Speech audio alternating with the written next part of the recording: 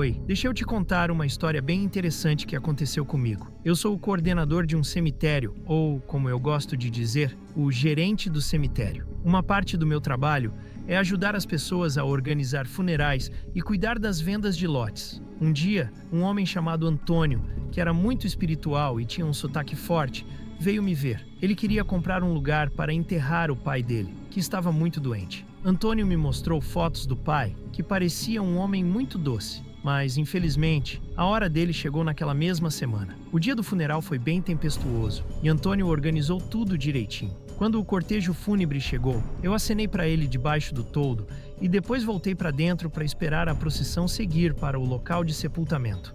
Depois que tudo terminou, eu peguei minha caminhonete e fui dar uma olhada pelo cemitério, como sempre fazia. Eu tinha muito trabalho pela frente, pois o cemitério fechava às 17h30. Já estava começando a escurecer e naquela noite, com a tempestade, parecia que era bem mais tarde do que realmente era. Enquanto dirigia, pensei ter visto alguém caminhando rápido entre as lápides, mas quando buzinava, a pessoa desapareceu atrás de uma cerca viva. Curioso, peguei meu guarda-chuva e fui ver onde a pessoa tinha ido. Olhei por toda parte, mas não vi ninguém. Fiquei ali por uns 20 minutos, até que desisti e voltei para o meu escritório. Como o dia estava bem tempestuoso, foi difícil ver as imagens das câmeras de segurança, mas não parecia ter nada fora do normal. Enquanto tentava terminar meu trabalho, ouvi a porta da sala de visitas batendo. Eu me assustei e pensei que talvez fosse a mesma pessoa que eu tinha visto antes, que poderia estar presa no cemitério. Fui até o saguão, mas não havia ninguém. Então, olhei pelas janelas e de repente vi alguém me observando. Era um homem hispânico mais velho, e ele parecia exatamente como o pai de Antônio nas fotos. Meu coração disparou. Corri para fora, mas ele já tinha desaparecido. Fiquei na chuva procurando por ele, mas não consegui encontrá-lo. Voltei correndo para dentro, tranquei tudo e fui embora. Quando cheguei em casa, minha esposa perguntou por que eu estava tão quieto. Eu só disse que tinha sido um dia longo e cansativo, mas até hoje ainda fico pensando no que aconteceu e fico meio perturbado com isso. História 2. Jeremy. Deixa eu te contar uma história que aconteceu em uma noite fria e ventosa de outubro. Eu moro em uma cidade bem antiga e grande, mas também bastante pobre, cheia de prédios que parecem ter mais de 100 anos. Uma noite, eu e meu amigo estávamos tão entediados que decidimos sair de casa às 3 da manhã. Eu sei, não é a melhor ideia, mas a gente só queria se divertir. Estávamos dirigindo, ouvindo nossas músicas pesadas, porque somos metaleiros e até temos uma banda. Aí, pensamos que seria legal dar uma olhada em um cemitério enorme que fica atrás da Praça da Cidade Velha. Esse cemitério é tão grande que tem cerca de 20 acres. Fomos para a parte mais antiga, que é separada do resto, e tem uma cerca de ferro bem velha. Começamos a explorar, tentando ler os túmulos cobertos de musgo e tirando fotos. Eu sei que pode parecer meio desrespeitoso, mas esses túmulos eram de pessoas que morreram há mais de um século, então eu pensei que ninguém ficaria bravo. Depois de um tempo, decidimos descansar ao lado de uma nogueira gigante. Foi então que ouvimos uma risadinha de garotinha bem perto da gente. No começo, pensei que fosse algum brinquedo deixado em um túmulo, algo assim.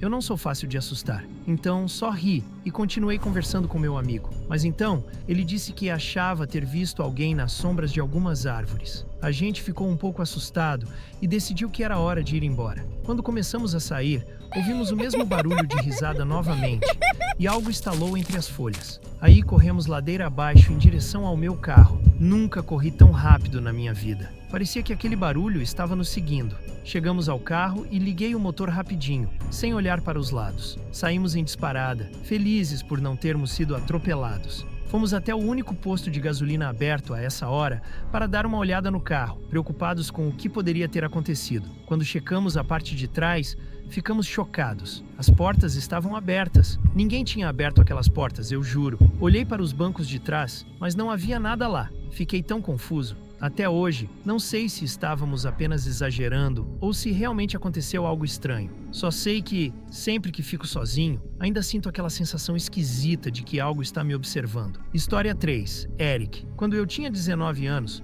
meu amigo Sean, que sempre foi meio doidão, apareceu no nosso porão para relaxar, como ele sempre fazia no verão. Ele estava segurando uma garrafa de Coca-Cola e eu estava comendo um hambúrguer do Wendy's. Foi então que ele teve a ideia mais maluca. Vamos dar uma olhada naquele cemitério assustador do outro lado da cidade. Eu até comentei que era uma ideia bem estranha, mas como no dia seguinte não teríamos aula, acabei topando. Eu sabia exatamente qual cemitério ele estava falando. Não era um cemitério comum, era só um pequeno pedaço de terra com talvez 100 lápides, todas bem antigas. Quando passávamos por lá, parecia que ninguém visitava aquelas lápides há muito tempo. O lugar tinha uma vibe super assustadora.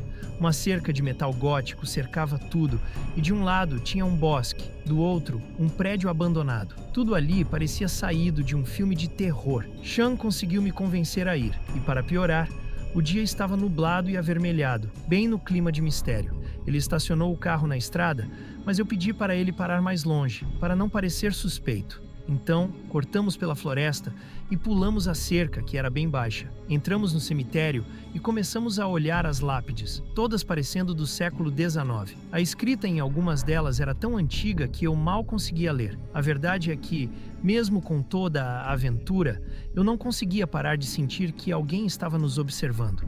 Comentei isso com Sean e ele também estava se sentindo assim. Enquanto olhava para o prédio abandonado, juro que vi alguém na janela. A pessoa se escondeu rapidamente e eu disse a Sean que tínhamos que sair dali. Mas claro, ele queria explorar o prédio. Eu pedi para ele não entrar, mas ele não me ouviu e acabou achando uma entrada. Foi então que eu ouvi um barulho alto e quando olhei, vi um homem mais velho, com cabelo grisalho e uma capa de chuva preta, gritando para a gente sair. Ele gritou tão alto que os pássaros voaram assustados e de repente tudo ficou escuro. A próxima coisa que eu lembro é de acordar sendo arrastado para essa floresta. Pensei que estava sendo sequestrado, mas ao olhar, era só o Sean, que estava em pânico. Ele me puxou e disse para correr de volta para o carro. Eu não fiz perguntas e fui atrás dele, mas ouvi passos atrás de nós e comecei a correr ainda mais rápido.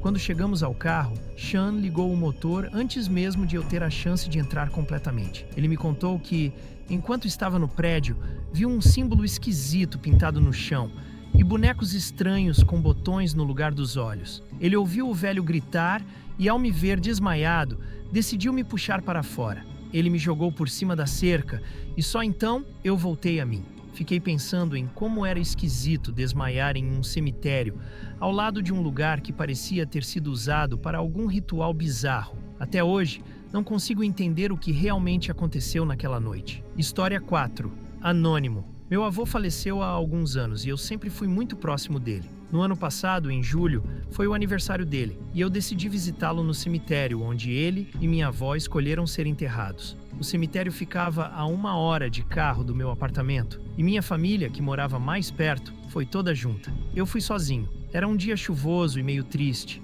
e visitar um cemitério em um dia assim não é nada fácil. Quando cheguei, o porteiro pediu o número do lote e eu passei para ele. O cemitério era bem grande e eu só tinha ido lá algumas vezes antes, então tive um pouco de dificuldade para encontrar o túmulo dele. Não vi muitas outras pessoas por lá e acho que o clima ajudou a deixar tudo ainda mais sombrio.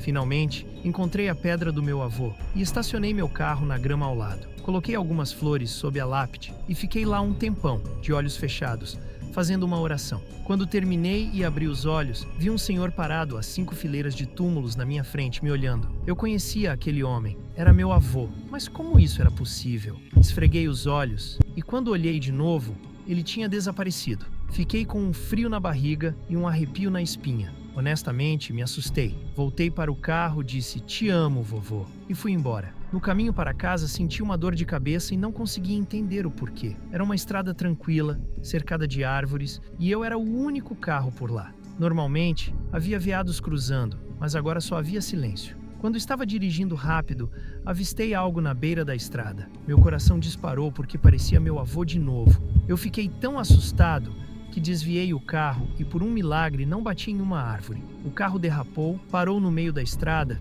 e quando olhei para trás, vi que era só um cervo me olhando. Meu coração estava a 1000 e eu precisava ir para casa. Olhei para os lados e voltei para minha faixa, tentando me concentrar na estrada, mas me sentia estranho o resto do dia. Não era doente, mas algo não estava certo. Fui para a cama cedo, depois de assistir a um episódio do meu programa, mas acordei às 2 da manhã com meu telefone tocando. Era um número desconhecido e meu coração disparou de novo.